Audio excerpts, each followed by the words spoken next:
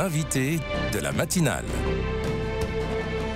KTO Radio. Recherche médecin en urgence. Ces affiches fleurissent ces dernières années à l'entrée de nombreuses communes, notamment rurales. Plus des 3/4 des départements français sont d'ailleurs considérés comme un désert médical. Alors, quelles sont les conséquences à cette crise de l'accès primaire aux soins et comment y remédier? Docteur Martial Jardel est avec nous ce matin. Bonjour. Bonjour, merci de votre invitation. Merci d'être avec nous. Dans la matinale, vous êtes médecin généraliste en Limousin, en Haute-Vienne, je crois plus précisément, et président de l'association Médecins Solidaires. Un mot très rapidement sur cette association que vous avez créée. Médecins Solidaires, c'est une association à but non lucratif. C'est un collectif de médecins qui part du principe que, au lieu de demander beaucoup à peu de médecins, peut-être qu'on peut essayer de demander peu à beaucoup de médecins. Et donc, qui propose à des médecins de venir une semaine dans un centre de santé qui est installé dans un territoire qui en a besoin. Et par ce relais hebdomadaire de médecins, de centaines de médecins, on arrive à recréer, à rétablir des présences médicales dans les villages dont vous parlez, ceux qui doivent mettre des banderoles sur leur rond-point pour dire qu'ils cherchent médecin. Alors pas tous, malheureusement, mais en tout cas, on essaye de faire au maximum. 11% des Français, c'est le chiffre qui est sorti dernièrement des rapports, notamment d'un des députés qui a émis une proposition de loi qui n'arrive pas à trouver de médecins traitants. Quelles sont les régions les plus touchées en France ? Alors, je crois que l'endroit quand même que nous, on a pu traverser et qui est donc, à mon avis, le plus touché, c'est dans le centre, la région Centre-Val de Loire, et dans le département du Cher. Il faut se rendre compte que dans le bassin de population où on est venu installer un centre de santé, la moyenne d'accès à un médecin, il y avait 46 médecins pour 100 000 habitants, alors que la moyenne nationale est de 150 pour 100 000 habitants. Ça vous donne une idée du delta ahurissant que peut y avoir dans ce territoire. Le médecin généraliste, c'est souvent celui qui détecte en premier les problèmes de santé et qui assure d'ailleurs la prévention.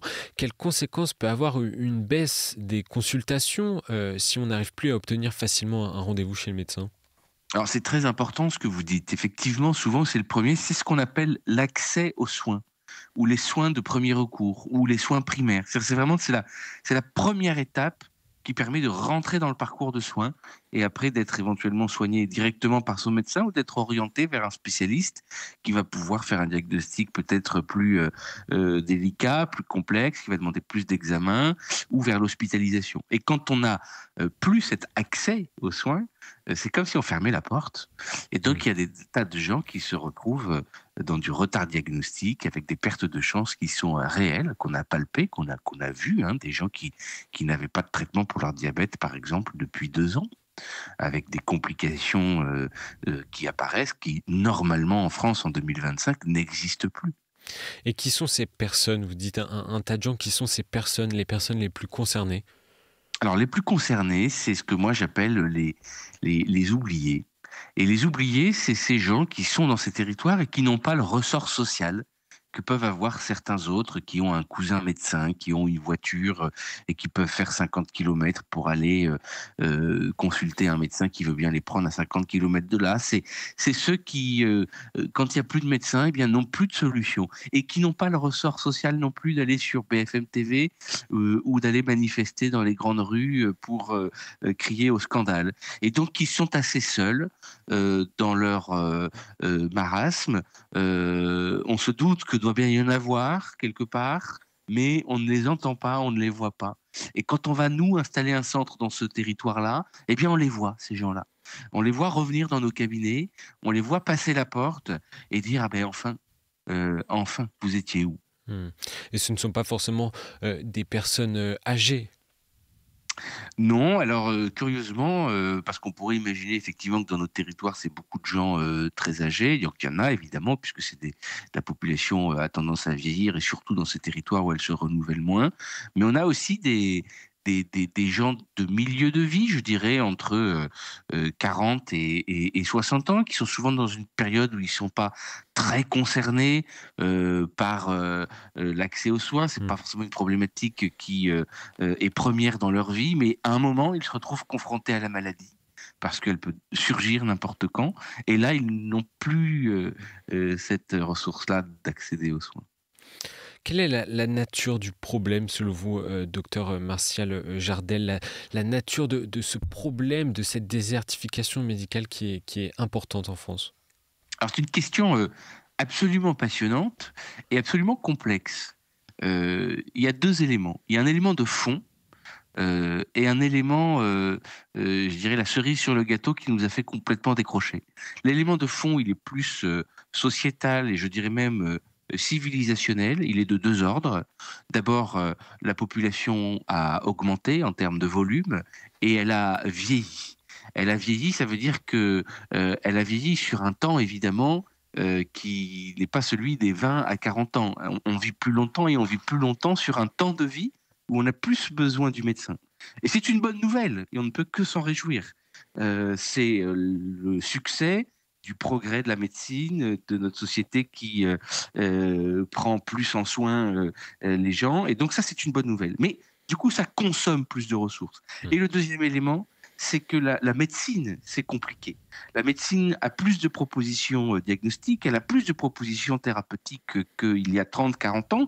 Et donc, c'est de la consommation et aussi de soins et de ressources. Ça, c'est les éléments de fond qui font que l'accès aux soins est difficile aussi au Canada, en Allemagne, et que c'est un phénomène mondial, la raréfaction de la ressource en santé. Et puis, il y a un élément supplémentaire en France qui nous a fait décrocher complètement, qu'est le numerus clausus, qui a évidemment rendu absolument dramatique ces éléments de fond. Et c'est la raison pour laquelle on est aujourd'hui vraiment, vraiment dans une difficulté extrêmement importante. On se souvient des débats à la suite de la pandémie, notamment de la suppression de ce numerus clausus qui limitait le nombre d'étudiants admis lors des études de médecine. La suppression de ce numerus clausus, c'était en 2020. Est-ce qu'elle a changé des choses en 2025? Alors déjà, il n'a pas vraiment été supprimé. Vous savez, on est aussi un peu dans la communication politique, hein. Il n'a pas vraiment été supprimé, il a été modifié. C'est-à-dire qu'avant, c'était le ministère qui fixait depuis Paris le nombre d'étudiants admis dans chaque fac de France. Maintenant, c'est une décision plus locale, en concertation avec l'université, l'ARS et les besoins du territoire. La conséquence, c'est qu'il a augmenté à peu près de 20%, mais il n'a pas été supprimé tellement. Donc, ça n'a pas encore produit ses effets. On voit que les facs de médecine absorbent beaucoup plus d'étudiants.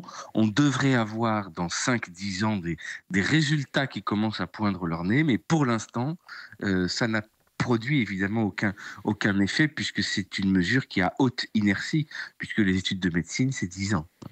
On est dans Parcoursup. D'ailleurs, les premiers résultats tombent depuis hier. Quel est votre regard sur la vocation des jeunes à devenir médecins? Est-ce qu'il y en a toujours autant qui sont intéressés, notamment par devenir médecin généraliste? Oui, alors je crois que vraiment c'est des études qui n'ont jamais vraiment désempli, en tout cas sur le nombre de candidats. Il y a toujours eu beaucoup de gens qui souhaitaient, et c'est une bonne chose, c'est un bon baromètre de la population. Il y a toujours beaucoup de gens qui ont eu envie de devenir médecin, beaucoup d'appelés, peu d'élus malheureusement, avec, rappelons-le, aujourd'hui, pour que les auditeurs se rendent compte, il y a à peu près 9000 étudiants qui sont admis en deuxième année de médecine. En 1993, qui est le point le plus bas du numerus clausus, ils étaient 3500. Et donc et on n'y est pas allé d'un coup, ça a été progressivement, ça a baissé, puis ça a mis très longtemps à revenir. Et donc on a vraiment une cuvette avec un trou générationnel où il y a l'équivalent de 20-30 000 médecins qui n'ont jamais été formés et qui auraient dû aujourd'hui être ceux qui nous soignent. Il y a eu 2 propositions de loi distinctes qui sont actuellement portées ces dernières semaines, une à l'Assemblée, l'autre au Sénat. Ce sont des propositions de loi qui sont assez coercitives, hein, qui envisagent d'orienter notamment les zones d'installation des généralistes. Parmi ces pistes, est-ce que cela vous semble une piste envisageable? Alors, de quoi la coercition? Enfin, de faire tomber la liberté d'installation? Oui, voilà. Alors, je pense que la meilleure explication pour ça, c'est de dire si vous avez un oiseau qui est en voie de disparition, il ne viendrait à personne l'idée de supprimer des lieux de nidification pour favoriser sa réimplantation.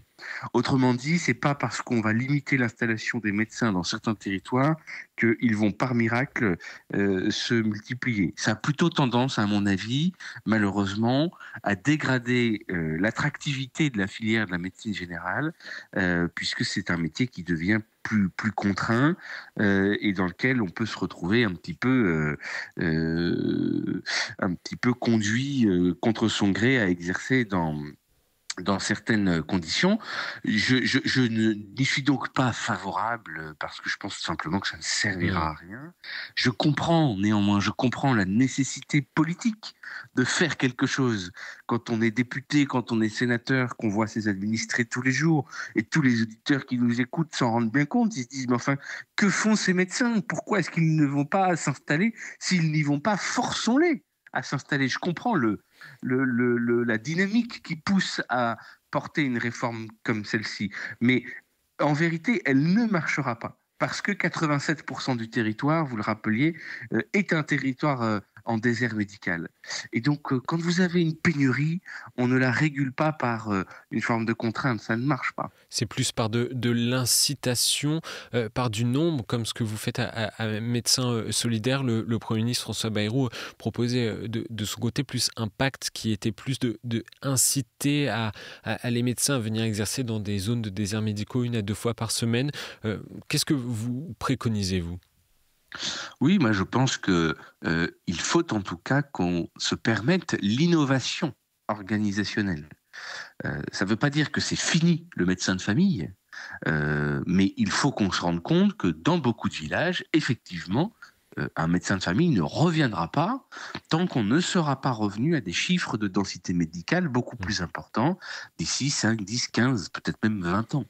Et donc dans ce laps de temps, dans cet intervalle, il faut qu'on arrête d'attendre qu'il y ait un médecin qui vienne s'installer et qu'on réfléchisse à une autre manière de délivrer de la médecine générale.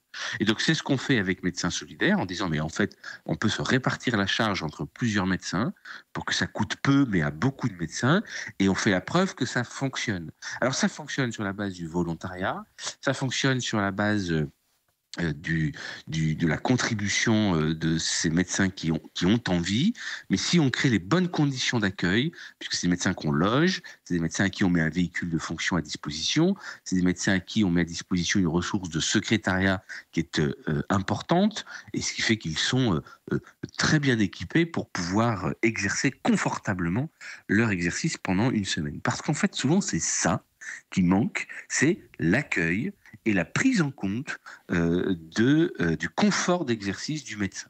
Et nous, c'est vraiment ça sur lequel on s'est beaucoup impliqué pour que les médecins non seulement aient envie de venir, mais qu'ils aient aussi envie de revenir. Et à partir du moment où les médecins ont envie de revenir, eh ben nous, c'est gagné. Et aujourd'hui, on a 50% de nos médecins qui sont revenus au moins 1 fois, et on en a 25% qui sont revenus au moins 2 fois. Et donc, parmi ces 750 médecins généralistes qui font partie de l'association Médecins Solidaires, merci beaucoup, docteur Martial Jardel, d'avoir été avec nous et de nous avoir éclairé sur cette problématique de fond et qui nous concerne tous, celle de la désertification médicale. Je rappelle donc que vous êtes président de l'association Médecins Solidaires. Si vous me permettez, si des médecins nous écoutent, qu'ils se précipitent sur notre site internet Médecins Solidaires, et puis ils peuvent remplir un formulaire, on leur expliquera tout en détail pour qu'ils puissent contribuer eux aussi à ce projet. Bonne matinée à vous. Merci, au revoir.